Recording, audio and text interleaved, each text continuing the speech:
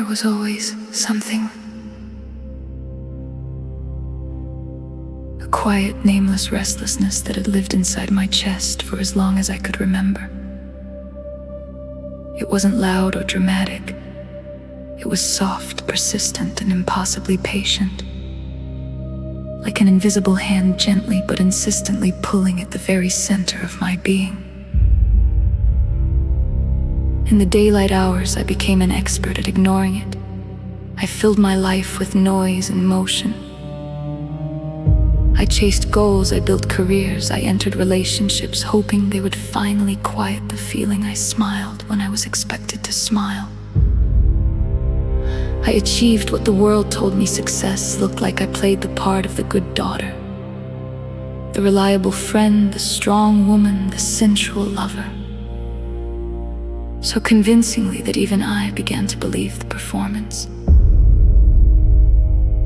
But when the lights went out and the world finally grew still, the mask would slip. I would lie awake in the dark, one hand pressed gently over my heart, and there it was again. That warm, living tug. Sometimes it felt like longing for a home I had never known. Sometimes like grief for a version of myself I had abandoned long ago. Sometimes like a deep, ancient hunger that no amount of food, love, success, or pleasure could satisfy. I tried desperately to name it. I called it anxiety. I called it burnout. I called it spiritual awakening. I called it depression. I called it divine discontent. I called it the call of my soul.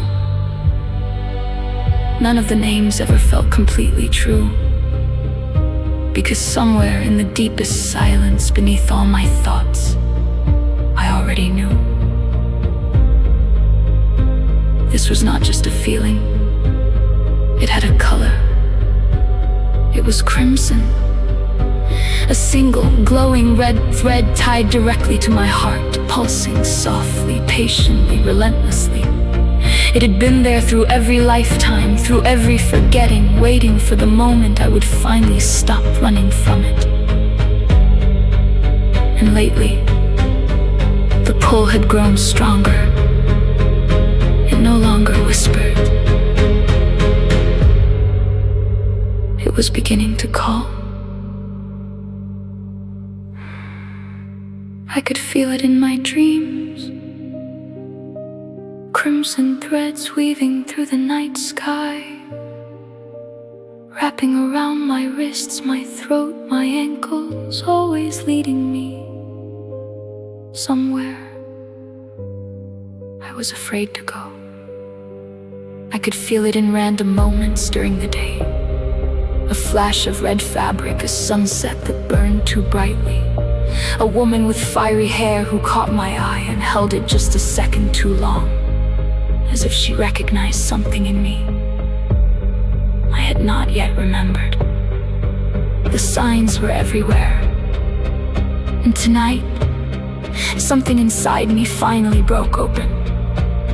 I sat up in bed, heart pounding, and whispered into the darkness the words I had been avoiding for years. I'm listening. For the first time in my life, I didn't turn away. I didn't distract myself. I didn't make myself smaller to make the feeling go away. Instead, I took a slow, trembling breath, and I answered the call. The red thread flared once, bright, golden, alive. And for the first time, I let it begin to lead me.